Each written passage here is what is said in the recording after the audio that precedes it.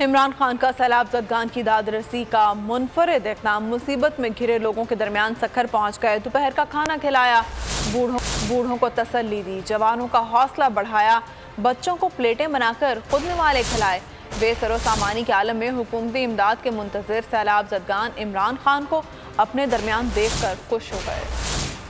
बेघरों का दुख क्या होता है, भूख से बिलखते खुद को सहारा कैसे देते हैं। चेयरमैन तहरीक इंसाफ मुसीबत में घिरे सैलाब ज़दगान के दरमियान सखर पहुंच गए। बेसरो सामानी की हालत में हुकूमती इक़दामात के मुंतज़िर सैलाब ज़दगान ने इमरान खान को देखा तो चेहरे खुशी से खिल उठे। चेयरमैन PTI ने खुद खड़े होकर मुतासरीन को खाना खिलाया, बूढ़ों को निवाला बनाकर दिए, बच्चों को भी समझाया। कप्तान ने मुश्किल में फंसे अफराद को तसल्ली हौसला भी दिया।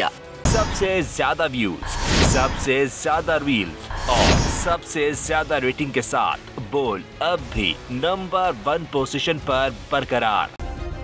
सब्सक्राइब करें और बेल दबाएं ताकि कोई खबर रह न जाए।